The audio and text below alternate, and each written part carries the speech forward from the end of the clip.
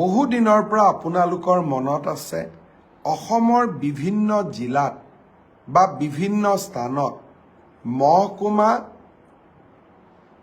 দাবীত বিভিন্ন সময়ত বিভিন্ন আন্দোলন চলিছিল আৰু কেতিয়াবা অতিকে প্ৰয়োজনীয় বুলি ভবাৰ পিছতো কৰবাৰ পৰা ৰিয়েকশ্যন আহিব বুলি মহকুমাসমূহৰ নিৰ্মাণৰ দাবীবোৰ কৰবাত পেণ্ডিং হৈ পৰি আছিল। এতিয়া আমি অসমত মহকুমা ব্যৱস্থাটোৰ বিলুপ্তি কৰিছোঁ। অহাকালিৰ পৰা আমাৰ ৰাজ্যত কোনো মহকুমা নাথাকিব। মহকুমাক আমি এতিয়াৰ পৰা সমজিলা বুলি জানিম। সমজিলা মানে জিলাৰ প্ৰায় সমান, অৰ্থাৎ জিলা উপায়ুক্তৰ যিমান ক্ষমতা থাকে সমজিলাধিপতিজনৰো একেই সমান ক্ষমতা থাকিব। অহাকালি আমি 39টা বিধানসভা সমষ্টিত মহকুমাৰ পৰিৱৰ্তে বা মহকুমা ব্যৱস্থাৰ বিলুপ্তি কৰি আমি সমজিলা স্থাপন কৰিম। এয়া হ'ল প্ৰথম পৰ্যায়। দ্বিতীয় পৰ্যায়ত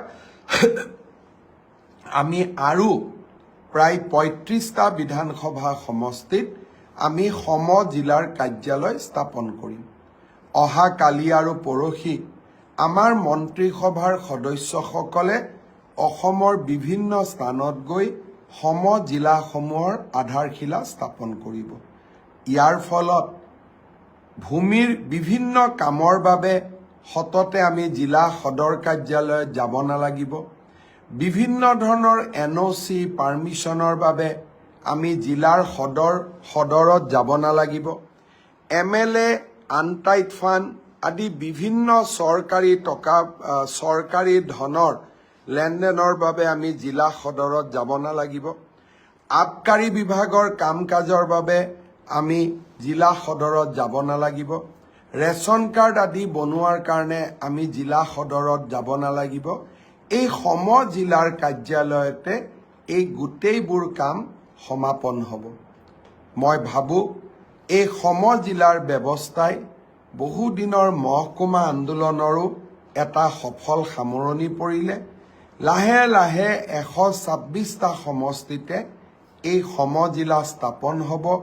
অহাকালি আমি এটা নতুন প্ৰশাসনিক ব্যৱস্থাত এটা নতুন আৰম্ভণি কৰিম। আপোনালোকৰ সকলোৰে সহযোগিতা কামনা কৰিছোঁ আৰু আপোনালোকৰ আশীৰ্বাদ কামনা কৰিছোঁ।